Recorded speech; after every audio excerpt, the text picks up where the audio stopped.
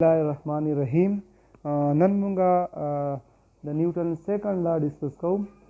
Newton second law of motion. Newton second law of motion की लावर मुंगा statement वायु द न्यूटन सेकंड लॉ स्टेटमेंट सरे this law state that when a net force act on a body چې کله په یو باډي باندې net force اپلای شي یا په یو باډي باندې ان بیلنس فورس اپلای شي ان بیلنس فورس یا net force یا external force په یو باډي باندې اپلای شي نو it produce acceleration in the body. دا فورس په باډي کې پیدا کوي acceleration in the direction of force. د فورس په ډایرکشن کې به acceleration پیدا کوي. This acceleration is directly proportional to the net force. دا acceleration به directly proportional by net force تا and inversely proportional to the mass of the body. او دا acceleration به mass ته inversely proportionally. په نیوټن فرست لا کې موږ دا خبره کړې وه چې که باډي په ریسټ کې وه نو دا به همیشه دپاره په ریسټ کې او که باډي په موشن کې وه نو دا به د خپل موشن په یونیفارم ویلاسټي سره کانټینیو ساتي، یعنې ویلاسټي کې به چینجز نه راځي. خو په نیوټن سیکنډ لا کې مو وایو چې کله په باډي باندې فورس اپلای شو او ان بیلنس فورس اپلای شو، ایکسټرنل فورس اپلای شو یا نیټ فورس اپلای شو نو په دې باډي کې به خامخا پیدا کیږي ایکسلریشن او دا ایکسلریشن به د فورس په ډایرکشن کې پیدا کیږي. او بیا موږ څه وایو چې دا ایکسلریشن د دې ډیپینډ په څو څیزونو باندې په دوو باندې دی. یو دا کم اپلایډ فورس، کم فورس چې موږ اپلای کوو په د ان بیلنس فورس باندې دی ډیپینډ دی، بل د دې ډیپینډ دی په ماس اف د باډي باندې. نو موږ چې که فورس موږ سیوا کوو د دې باډي کې به ایکسلریشن څه کیږي سیوا کیږي به. خو که فرض کا ماس کانسټنټ نو فورس موږ سیوا کوو نو ایکسلریشن به سیوا کیږي. خو که ماس کانسټنټي که فورس کانسټنټي او ماس سیوا کوي نو زموږ سره به ایکسلریشن څه کیږي کمیږي به. نمبر 1 موږ دا کنسپټ وایو چې ډایرکټ پروپورشن څه ته وایي او انورس پروپورشن څه ته وایي. ډایرکټ پروپورشن دی ته وایي که فرض که زموږ سره دوه کوانټیټیز دي او د دې په منځ کې به اله ډایرکټ پروپورشن چې یو کوانټیټي سیوا کوي او د هغې سره بله کوانټیټي هم سیوا کیږي. لکه فار ایگزامپل زما سره یو مارکر دی د هغې قیمت دی 15 روپۍ، خو چې زه مارکر یې 2 کم نو پیسې به زموږ سره لس شي. که مارکر یې زه 3 کم نو زموږ سره به 15 روپۍ شي. یعنې که څومره موږ د مارکرو تعداد سیوا کوو نو دومره به زموږ سره په پیسو کې د هغې ویلیو به سیوا کیږي. دې ته موږ څه وایو ډایرکټ ویریشن ورته وایو. خو انورس ویریشن څه ته وایي؟ انورس ویریشن دې ته وایي چې موږ یو کوانټیټي سیوا کوو نو زموږ سره بله کوانټیټي د هغې سره راکمیږي. د هغې به داسې مثال موږ والو. فرض کا یو مستري دی او هغه یو دیوال جوړوي په یوه ورځ کې، ټیک شو. خو که فرض که موږ مستریان 2 کو نو بیا به یا په ورځې به راکمیږي. یا که فرض که یو دیوال دی هغه جوړوي یو مستري په 15 ورځو کې، خو که فرض که موږ مستریان 2 کو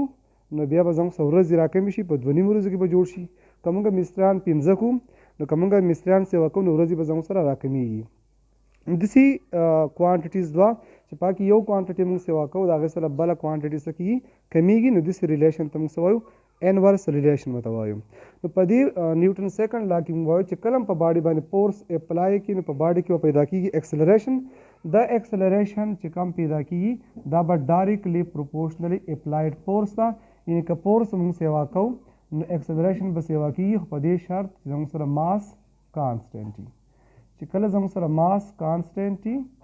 نو که فورس موږ سیوا کوو نو ایکسلریشن به څه کېږي سیوا کېږي به.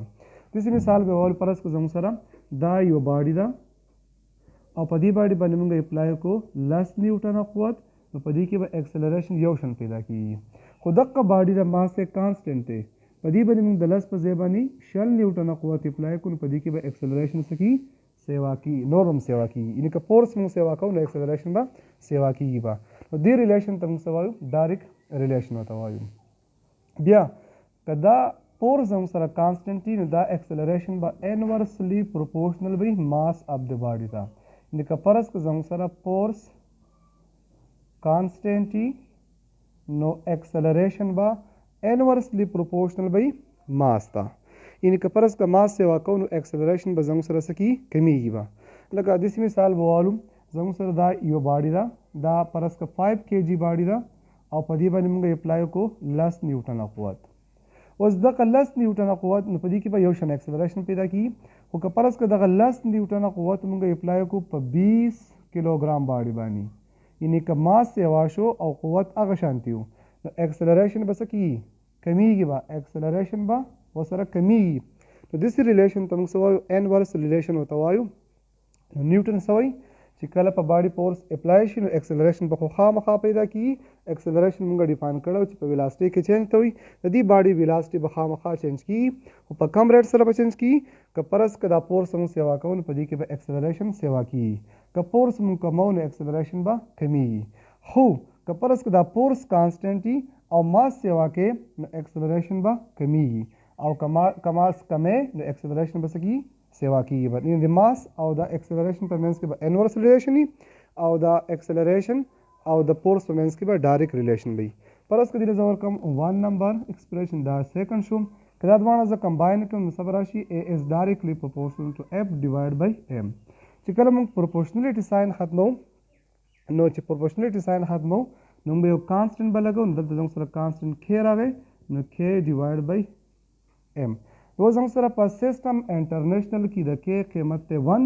نو که موږ د کې په ځای باندې قیمت پوټ کو 1 نو 1 ضرب F ډیوایډ بای M نو 1 لږ په F کې ضرب ورکړي نو څه راشي F ډیوایډ بای M یا A is equal to F divided by M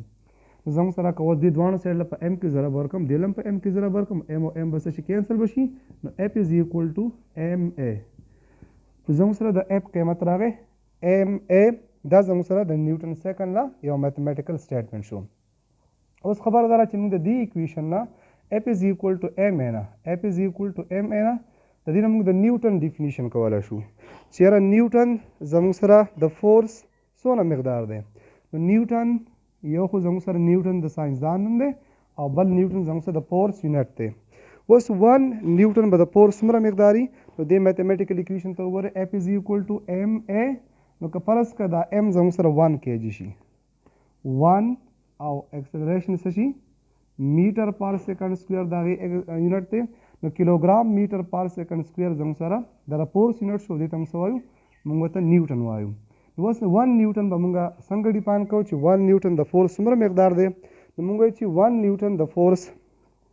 هغه مقدار ته وایو که فرض که زموږ سره 1 کیلوګرام باډي څومره باډي 1 کیلوګرامي او په هغې باندې موږ فورس اپلای کړو په دې کې اکسلریشن پیدا شي 1 میټر پر سیکنډ سکویر نو اوس دا کم فورس چې موږ اپلای کړی دی ته موږ 1 نیوټن وایو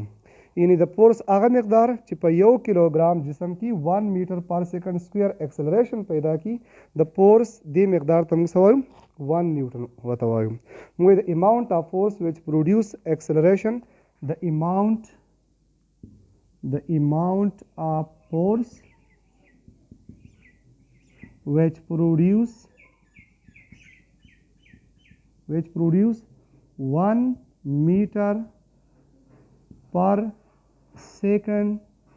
square acceleration in 1 kilogram body in 1 kilogram body is 1 Newton دا بس 1 نیوټن به یعنی دا قوت هغه مقدار چې په 1 کیلوګرام جسم کې زموږ سره 1 میټر پر سیکنډ سکویر اکسلریشن پیدا کړي د قوت دې مقدار ته موږ څه وایو 1 نیوټن به ورته وایو اوس د نیوټن سیکنډ لا زموږ سره اگزامپل څه دي نو دا یو خبره به ستاسو په ذهن کې که فرض کا ستاسو نه څوک دا تپوس وکړي چې یو سړی دی هغې د چت نه راودنګله فرش ته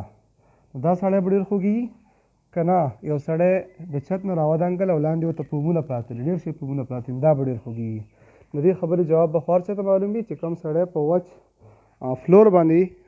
راولوي دا به ډېر خوږي ولې د هغې جواب موږ ته د نیوټن سیکنډ لا نه ملاوي په نیوټن سیکنډ لا کې موږ ویل چې F is equal to MA اوس که فرض کا یو سړی دی هغې د دې چت نه دې وچ فلور ته راغی فرش ته راغی چې دې فرش ته راشي دا چې ښکته راځي دې ویلاسټي به روپه روسه کې سیوا کېږي به خو چې کله دې فرش ته راشي نو एकदम سډن به دې ویلاسټي څه شي زیرو به شي نو چې एकदम د دې ویلاسټي زیرو شي نو دې په دې ویلاسټي کې به ډېر په تیزۍ سره چینج راشي एकदम زیرو شوه نو چې په ویلاسټي کې ډېر چینج راغی په لږ ټایم کې نو اکسلریشن به زموږ سره صحیح سیوا وي نو چې اکسلریشن سیوایي نو زموږ سره به دا فورس سیوایي یعنې په دې سړي باندې به دا فرش ډېر زیات قوت اپلای کوي نو چې زیات قوت پې اپلای کړو نو دا به ډېر فین او ډېر درد به محسوسوي خو خو دغه شانتې که فرض کړو یو سړی د دې چت نه راشي او دلته ورته پومونه پراته وي ډېر شي پومونه پراته وي چې دې پومونو ته راشي دا چې دا به एकदम د دې ویلاس نه ضرور کېږي دا پومونه به لږ ښکته شي چې ښکته شي نو دا او واپس به راځي نو چې دا ښکته کېږي نو د دې دا ویلاسټي به په زیرو کېدو کې لږ ټایم اخلي نو چې ټایم واخلي نو موږ ته پته چې A is equal to VF منفي VI ډیوایډ بای T نو چې کله دې دا ویلاسټي په کمېدو کې ټایم اخلي نو چې ټایم زیات شي اکسلریشن به صحیح کم وي نو چې اکسلریشن کم شي زموږ سره د فورس مقدار صحیح کم وي نو په دې سړي باندې به دا پومونه لږ فورس اپلای کوي چې لږ فورس اپلای کوي نو دا به کم درد محسوسوي دغه شانتې فرض کړئ یو کرکټر دی او کرکټ کوي او بال کیچ کوي دا چې کله بال کیچ کوي نو که دا کم کرکټر چې دی دا د لاسونه شاته وي نه سي